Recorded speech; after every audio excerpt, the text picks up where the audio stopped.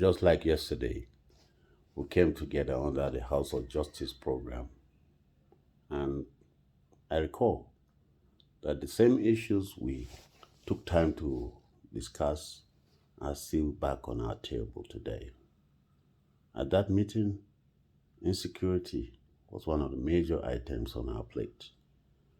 At that time, communities were being surrounded in southern Kaduna, lives were being taken, and sadly, government at that time found it convenient to arrest anybody who spoke out against the killings.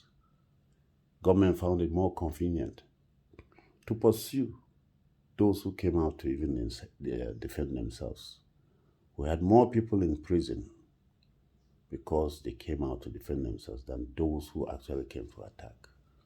We had journalists that were being hunted and arrested. Some that ran away from Kaduna and went to Port Harcourt were traced and pursued and brought back to Kaduna for prosecution. We saw how people were sent to jail because they dared to speak out. Government did not empathize. And that is the key issue today, that there is no sign of empathy on the part of government. Otherwise, this genocide that has been going on in Nigeria, particularly in the Middle Belt, ought not to be a subject of debate. Sadly, government is spending hundreds and millions of naira to go out of this country to deny the existence of genocide. What a shame.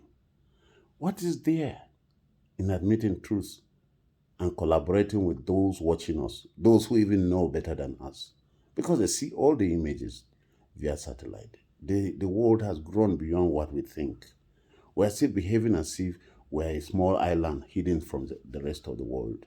There is nothing happening. Even this program, there is nothing the world cannot see if they're interested.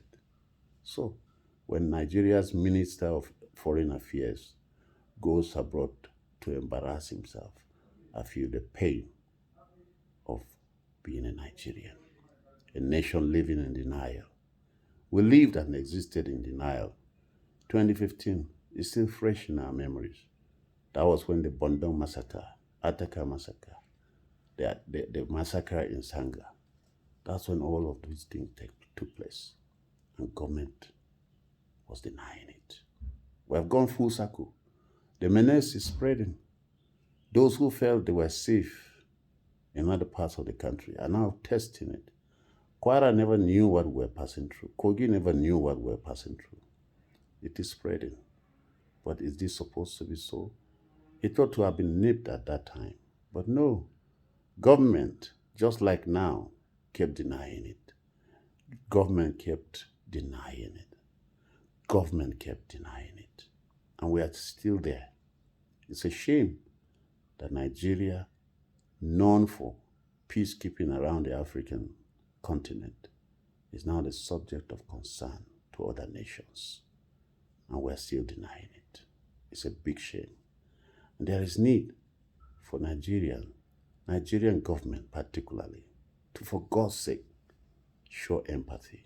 Leaders that don't have empathy are ruthless. They are the wicked of the wicked. When you don't have empathy, you see human life just like figures. They are just the numbers. That is what Nigerian government believes in talking about, that no, you are exaggerating the numbers. For God's sake, even if these two people that were killed, they are citizens that ought not to be killed. We have a right to life.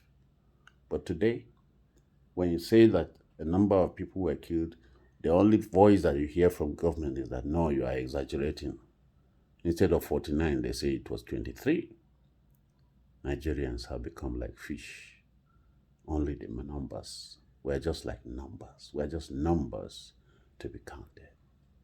Victims of violence in our country are left to fend for themselves. We have people that lost their legs, their hands, their eyes. There's no discussion as to how to take care of them.